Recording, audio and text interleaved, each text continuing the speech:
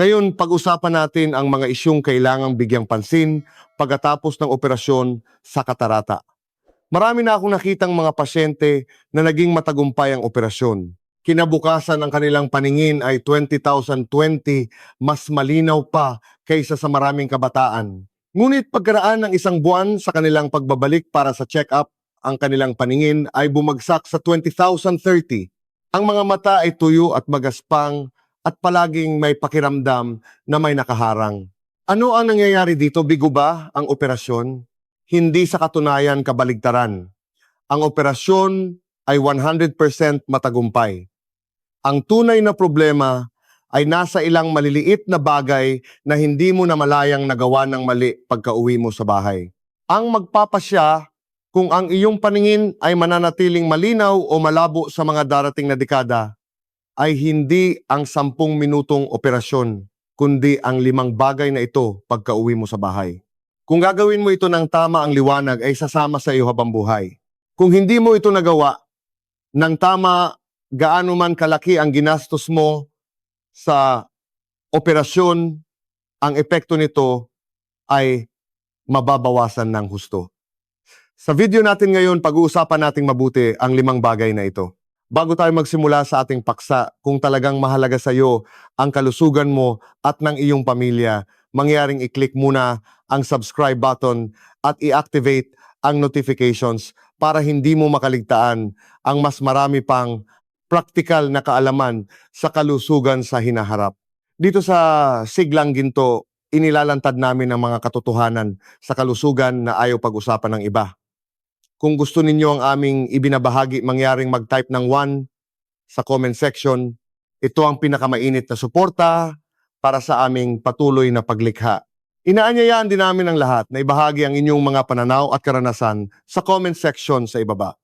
Tingnan natin ang 5 pinakamahalagang bagay para sa paggaling pagkatapos ng operasyon sa katarata. Unang bagay, wastong paggamit ng eye drops.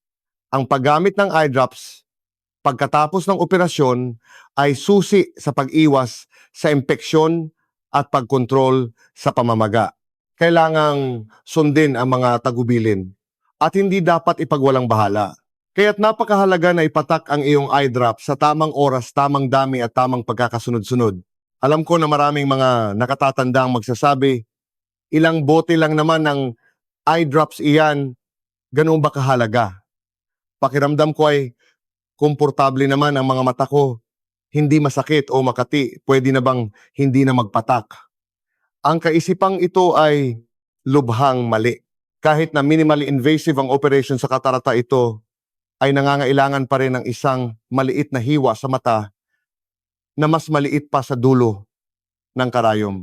Ang maliit na hiwang ito ay maaaring hindi mo maramdaman, ngunit ang mga bakterya at virus sa labas ay nag-aabang. Kapag nakapasok sila sa loob ng mata at nagdulot ng pamamaga, magiging seryoso ang kahihinatnan. Malamang na hindi na maibabalik ang paningin sa kalinawan nito pagkatapos ng operasyon. Ang ilang bote ng eye drops na inireseta sa iyo ni Dr. Andres Tan ay hindi basta-basta. Karaniwan, mayroong ilang uri at bawat isa ay isang profesional na bodyguard. Sila ang iyong invisible na huwitoy, tagapagtanggol sa mata. May isang uri na parang guwardiya sa pinto. Ang kanyang misyon ay labanan ang bakterya at pamamaga, harangin ang lahat ng bakterya at virus na gustong pumasok at maiwasan ang impeksyon. May isa pang uri na parang bombero. Dahil ang operasyon mismo ay isang uri ng iritasyon sa mata, hindi maiiwasan na magkaroon ng bahagyang pamamaga sa loob. Ang gamot na ito ay espesyal na para pumasok at apulahin ang apoy na nagpapahintulot sa mata na mas mabilis na mawala ang pamamaga at bumalik sa normal. Kaya tulad ng nakikita ninyo, bawat bote ng eye drops ay mayroong hindi mapapalitang papel. Ang pakiramdam ninyo na okay lang kayo ay dahil gumagana ang mga bodyguard na ito. Kung basta-basta mo silang tatanggalin base sa iyong pakiramdam, para mo na ring iniwang bukas ang pinto ng iyong bahay na walang lock, masyadong malaki ang panganib. May mga kaibigan din na nag-aalala na ang gamot ay may lason at ang pagpapatak ng napakaraming gamot araw-araw ay makakasama sa mata. Ang alalahaning ito sa espesyal na panahon ng paggaling pagkatapos ng operasyon ay maaari ninyong isantabi. Ang plano ng gamutan ay tinakda para sa inyo ng doktor kung ilang beses sa isang araw sa loob ng ilang araw ay dumaan sa libu-libong siyentipikong pagpapatunay. Ang dami at oras ay eksaktong-eksakto. Sa yugtong ito, ang mga benepisyo ng paggamit ng gamot ay higit na nakalalamang sa napakaliit na panganib. Kung dahil sa takot sa maliit na panganib na ito ay hindi ka gagamit ng gamot ng maayos, para ka na ring namulot ng buto ng linga, ngunit nawala mo ang pakwan. Kaya paano nga ba dapat ipatak ang eye drops ng tama? Mayroon din itong tamang paraan. Tingnan natin ang tamang paraan ng pagpapatak ng eye drops. Una, bago magpatak ng gamot, siguraduhing hugasan ng maigi ang mga kamay gamit ang umaagos na malinis na tubig. Ang mga kamay ang may pinakamaraming bakterya, kaya't huwag na huwag magdadala ng dumi sa iyong mga mata. Pangalawa, tingnang mabuti ang pangalan ng gamot, huwag magkamali. Kung may ilang bote ng gamot sa mesa bago magpatak, kunin ang bote at tingnang mabuti ang pangalan para hindi magkamali. Pangatlo, dapat standard ang posisyon. Humanap ng komportableng lugar para umupo o humiga, bahagyang itaas ang ulo. Gamit ang isang malinis na daliri, dahan-dahang hilahin pababa ang ibabang talukap ng mata at tumingin pataas.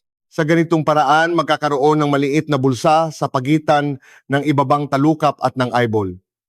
Pang-apat, sapat na ang isang patak. Itutok ang dulo ng bote ng gamot sa maliit na bulsa na ito. Dahan-dahang pisilin at sapat na ang isang patak. Limitado ang kapasidad ng ating mga mata. Kung marami ang ipapatak, masasayang lang at aagos palabas.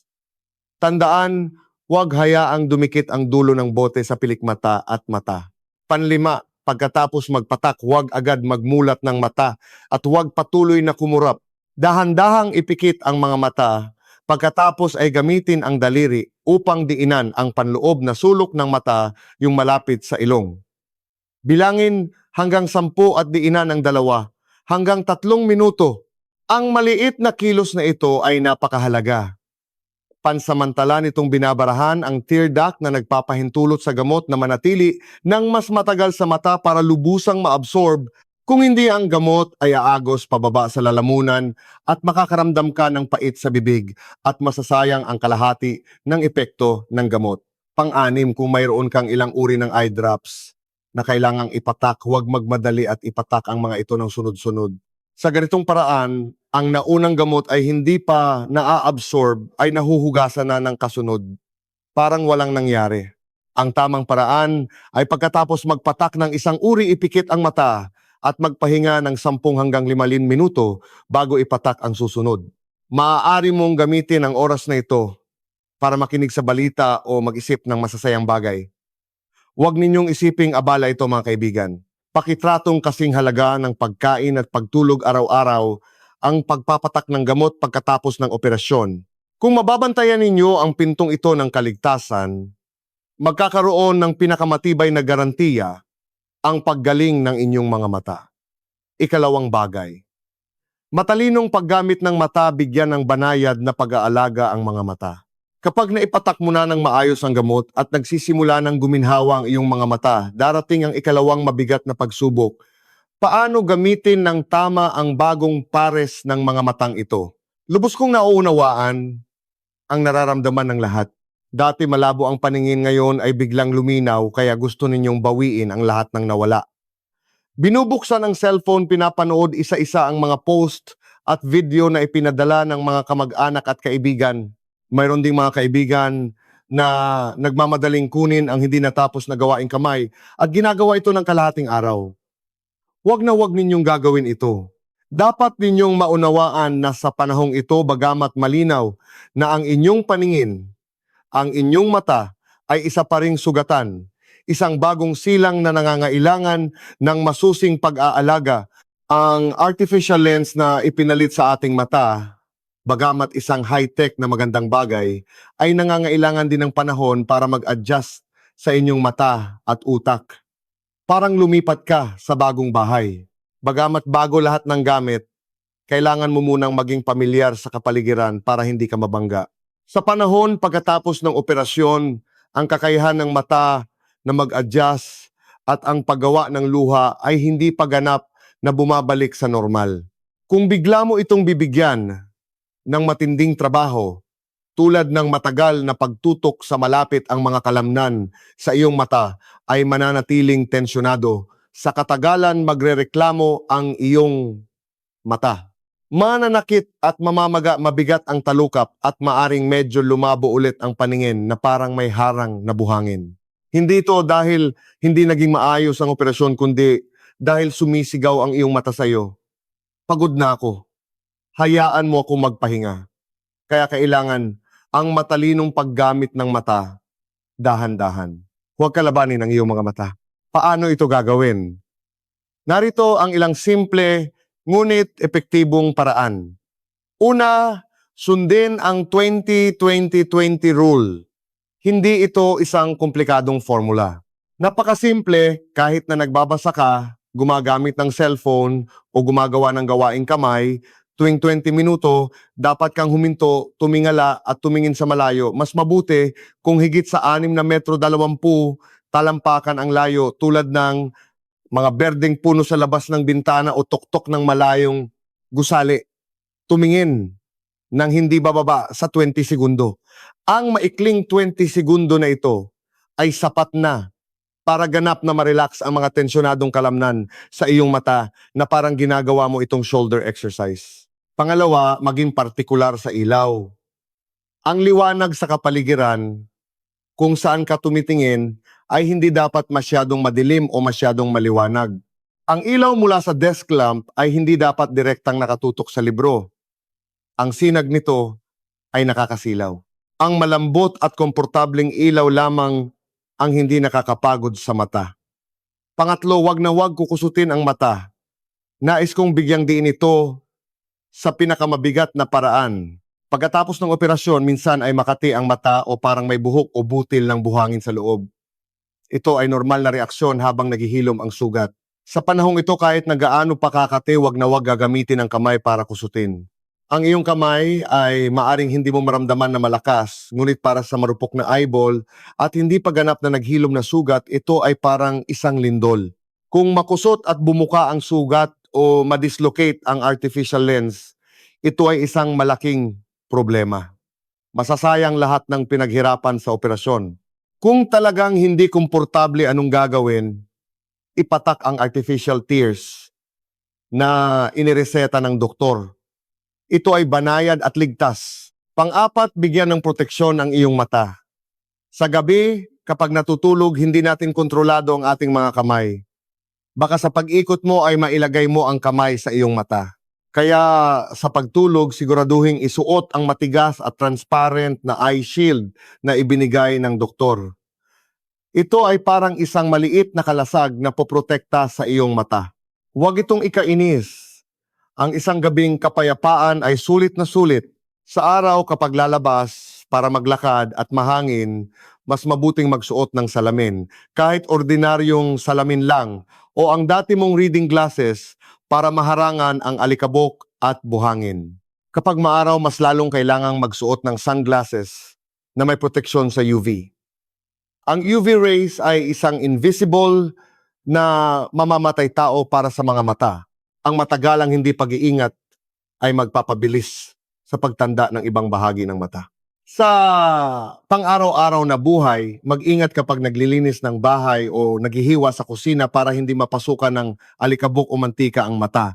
Mag-ingat din kapag buhat ang bata para hindi matusok ng kamay nito ang mata. Mahigpit na iwasan ang tubig sa mata. Sa loob ng 1 buwan pagkatapos ng operasyon, ang pinakakinatatakutan ng mata ay ang maruming tubig. Sa paghuhugas ng mukha, huwag direktang magbuhos ng tubig. Gumamit ng basang tuwalya na piniga ng maigi at dahan-dahang punasan ang paligid ng mata. Ang paghuhugas ng buhok ay isang malaking hamon. Ang pinakamahusay na paraan ay pumunta sa parlor at magpahugas ng nakahiga. Kung kailangan gawin sa bahay, dapat kang tulungan ng kapamilya. Itaas ang iyong ulo at huwag hayaang pumasok ang shampoo at maruming tubig sa mata. Mahigpit na ipinagbabawal ang paglangoy pagbabad sa hot spring o pag-steam. Ang mga aktibidad na ito ay huwag munang isipin sa maikling panahon pagkatapos ng operasyon. Hintayin ang sabi ng doktor na ikaw ay ganap ng magaling. Tandaan kung paano mo tratuhin ang iyong mga mata, ganoon ka rin nila susuklian. Kung magagawa mo ng maayos ang yugto ng pag-aalaga na ito, mas matatag at mas matagal kanilang pagsisilbihan sa darating na mga dekada. Ikatlong bagay, regular na follow-up check-up. Ang regular na check-up ay nakakita ng mga panganib na hindi mo nakikita. Sige, nagpapatak ka na ng gamot sa tamang oras at maingat ka na sa paggamit ng iyong mata. Maraming kaibigan ang nag-iisip. Ang ganda ng paningin ko, hindi ako nahihilo sa paglalakad at malinaw kong nababasa ang maliliit na letra sa dyaryo. Siguro okay na. Kailangan pa bang pabalik-balik sa ospital para magpa-check? Ang abala pa ng pagkuha ng numero at pagpila, kung ganito ang iniisip mo, napakadelikado nito. Gaano man kaganda ang iyong pakiramdam, kailangan mong sumunod sa regular na follow-up check-up. Ang check-up ay hindi lamang para tingnan ng doktor ang iyong paningin. Ito ay parang isang kumpleto at detalyadong health check-up para sa iyong mga bagong mata. Ang iyong pakiramdam ay makakapagsabi lang kung malinaw o malabo ang iyong nakikita, ngunit ang mga maliliit na pagbabago sa loob ng mata ay hindi mo mararamdaman. Sa check-up, gagamit ang doktor ng iba't ibang profesional na kagamitan tulad ng slit lamp microscope na nagpapalaki ng iyong mata ng ilang dosenang beses para tingnan ito ng layer by layer. Titingnan niya kung ang iyong maliit na hiwa mula sa operasyon ay naghihilom ng maayos, kung ang pamamaga sa loob ng mata ay tuluyan ng nawala, at kung ang posisyon ng ipinalit na artificial lens ay tama at hindi nagbago. Ang mga detalyeng ito ay malinaw na makikita lamang sa ilalim ng slit lamp. Isa pa ay ang tonometer para sa eye pressure, isang napakahalagang bahagi ng check-up. Ang eye pressure ay ang presyon sa loob ng mata. Kung dahan-dahan itong tumataas, wala kang mararamdaman sa simula. Hindi ito masakit o makati, ngunit ito ay parang isang tahimik na magnanakaw na dahan-dahang nanakawin ang function ng iyong optic nerve. Kapag napansin mong kumikitid na ang iyong larangan ng paningin at may mga blind spot ka na huli na ang lahat at nagdulot na ito ng hindi na maibabalik na pinsala. Ngunit sa isang simpleng pagsukat ng doktor gamit ang instrumento, maaga niyang matutuklasan ang panganib na ito at agad na malulunasan. Maraming pasyente ang maganda ang pakiramdam sa unang 1 o 2 buwan, kaya tinamad nang bumalik para sa check-up. Pagkatapos ng 3 o 4 na buwan, bigla nilang naramdaman na dumidilim ang kanilang paningin. Pagbalik nila para magpa-check, napakataas na ng kanilang eye pressure at naapektuhan na ang kanilang optic nerve, kaya napakahirap ng gamutin. Kaya huwag gamitin ang sariling pakiramdam para palitan ang siyentipikong pagsusuri. Ang mga petsa ng check-up na itinakda ng doktor, karaniwan, ay sa unang araw, unang linggo, unang buwan at 3 buwan pagkatapos ng operasyon ay batay sa pangkalahatang pattern ng paggaling ng mata. Bawat check-up ay may iba't ibang focus. Ang pagpunta mo sa tamang oras ay hindi aabutin ng maraming oras, ngunit magbibigay ito sa iyo ng kapayapaan ng isip at kontrol sa kalagayan ng iyong mga mata. Sa check-up, babantayan din ng doktor ang isang pangkaraniwang kondisyon na tinatawag na posterior capsule opacification o after cataract. Ano ang ibig sabihin nito? Ang maliit na sac o supot na dating naglalaman ng iyong natural na lens ay maaaring dahan-dahang lumabo pagkatapos ng ilang buwan o taon na parang isang manipis na hamog sa salamin na nagpapababa muli ng iyong paningin. Mukha itong nakakatakot, pero huwag kang mag-alala. Hindi ito dahil sa palpak na operasyon o sira ang artificial lens. Ito ay isang normal na reaksyon ng katawan at napakadali nitong gamutin. Kailangan lang ng isang outpatient laser procedure kung saan itututok ang laser sa malabong supot at dahan-dahang tatanggalin ito na parang pinupunasan mo ang hamog gamit ang laser pen. Ilang minuto lang ito, hindi masakit at hindi kailangang maospital. Agad na babalik sa linaw ang iyong paningin.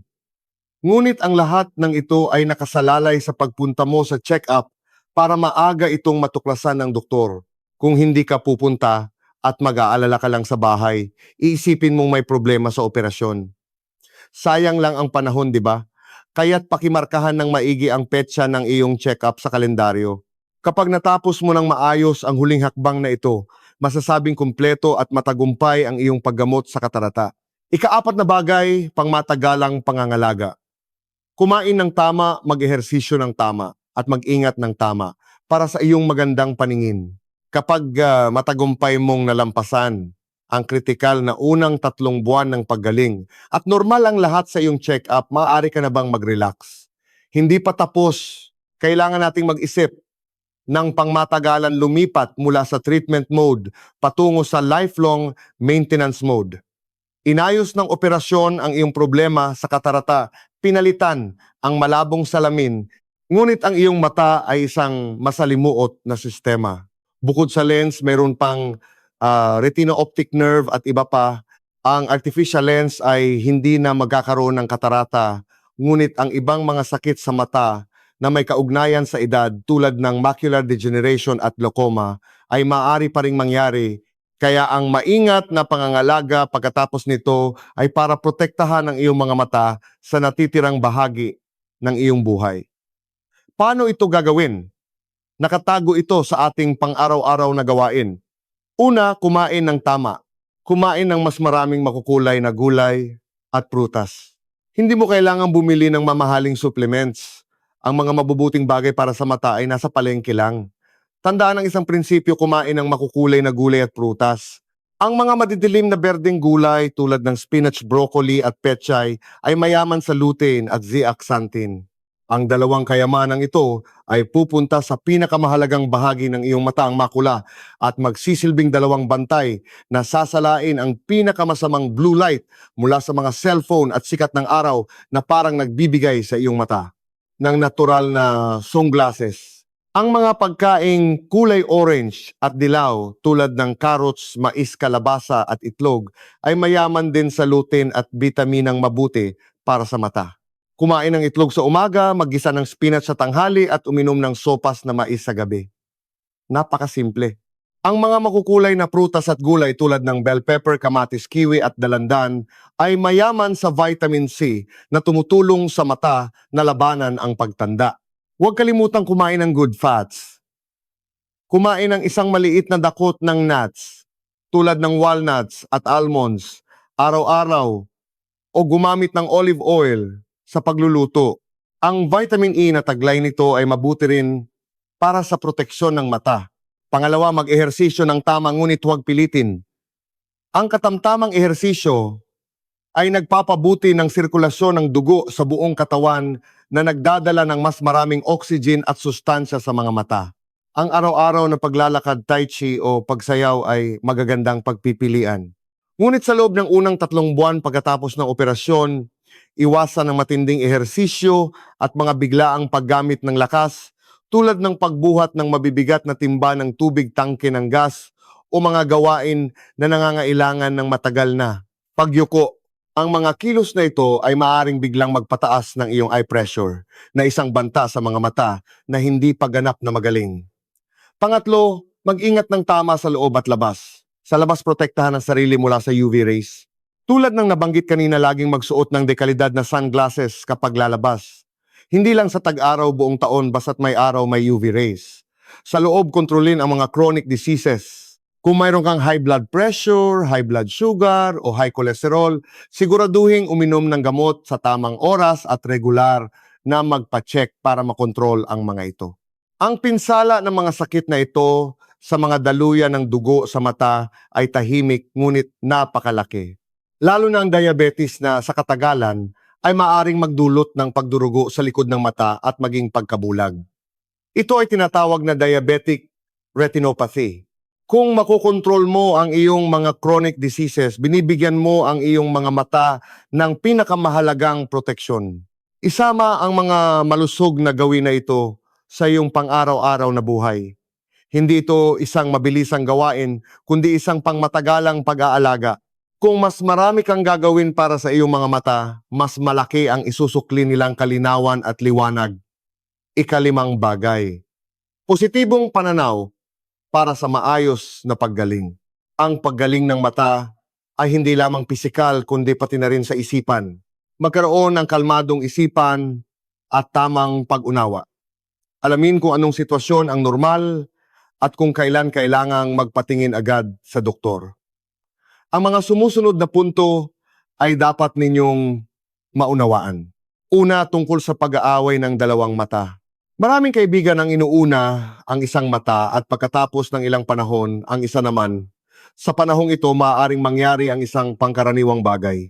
Ang inoperahang mata ay nakakakita ng malinaw na parang high-definition TV, habang ang hindi pa naoperahan ay malabo pa rin na parang lumang TV. Dahil sa malaking pagkakaiba, sa kalinawan nalilito ang utak at hindi alam kung alin ang paniniwalaan. Sa panahong ito, maaari kang makaramdam ng kaunting pagkahilo na parang hindi pantay ang lupa kapag naglalakad o palaging sumasala sa pagbaba ng hagdan. Huwag magpanik at huwag pagdudahan ang resulta ng operasyon. Hindi ito problema sa operasyon, kundi ang iyong utak ay nagsisikap na mag-adjust sa bagong sitwasyon. Karaniwan, pagkatapos ng 1 o 2 linggo, masasanay na ang utak. Kapag naoperahan na rin ang kabilang mata at nagpantay na ang paningin, mabilis na mawawala ang pakiramdam na ito. Sa panahong ito, mag-ingat sa paglalakad at paggawa ng mga bagay. Bigyan ang iyong sarili at ang iyong utak ng panahon para mag-adjust. Pangalawa, tungkol sa mga inaasahan. Gaano man kahusay ang teknolohiya ngayon, ang artificial lens ay hindi katulad ng iyong orihinal na mga mata noong bata ka pa na automatikong nag-adjust. Tinutulungan ka nitong malutas ang malaking problema ng malabong paningin, ngunit para sa napakalapit na distansya tulad ng paggamit ng cellphone o pagbabasa ng dyaryo. Maaaring kailangan mo pa rin ng isang pares ng reading glasses na may mababang grado. Sa ganitong paraan, mas komportable at mas matagal kang makakabasa. Hindi ito kabiguan ng operasyon kundi isang normal na pangyayari. Ang paglaya mula sa pagiging halos bulag ay isang napakalaking pag-unlad na. Pangatlo, huwag sarilinin ang pag-aalala. Sa panahon ng paggaling, normal lang na makaramdam ng pagkatuyo o parang may puwing sa mata. Huwag agad magpanik sa bawat maliit na bagay. Huwag maghanap sa internet at takutin ang sarili. Kung mayroon kang mga tanong o hindi komportable ang pinakadirekta at pinakatiyak na paraan, ay tawagan ang iyong doktor, si Dr. Andres Tan, o tanungin siya ng malinaw sa iyong check-up. Siya ang pinakanakakaalam ng iyong kalagayan. Ang isang salita mula sa kanya ay mas epektibo kaysa sa 100 beses na pag-iisip mo ng kung ano-ano. Pang-apat, tandaan ang mga red flag na nangangailangan ng agarang pagpapatingin sa doktor.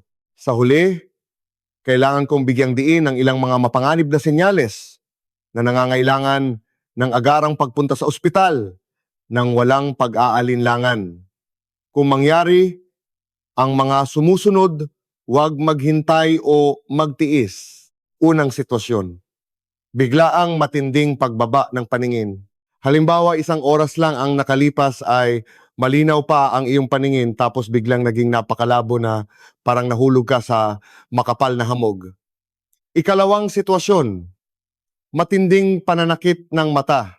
Hindi ito ordinaryong pananakit kundi isang patuloy na lumalalang pananakit na parang tinutusok at sumasakit na rin ang ulo at nasusuka ka.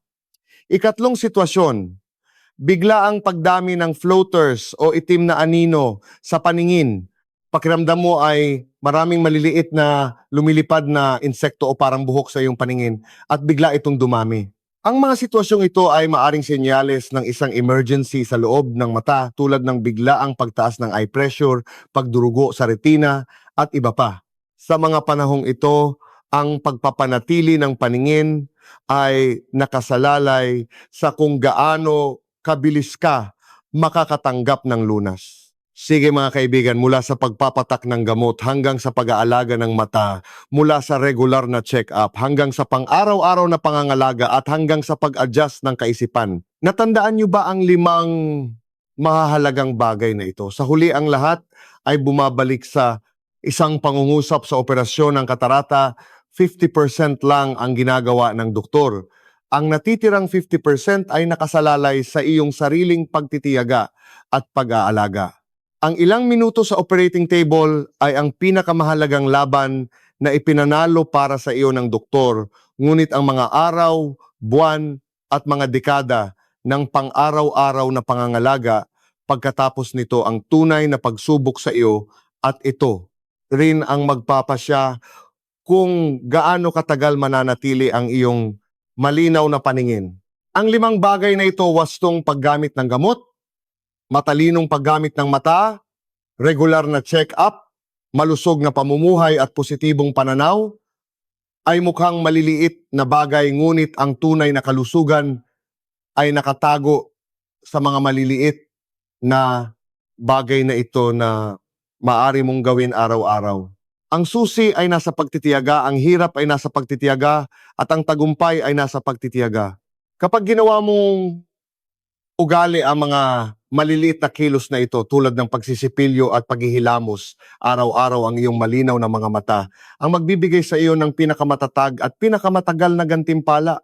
Mangyaring simulan ninyo ngayon na alagaan ang inyong mga bagong mata na ito na parang isang kayamanan. Sa huli, naway magkaroon kayong lahat ng mga matang laging malinaw at malusog. Magkita-kita tayo sa susunod na video.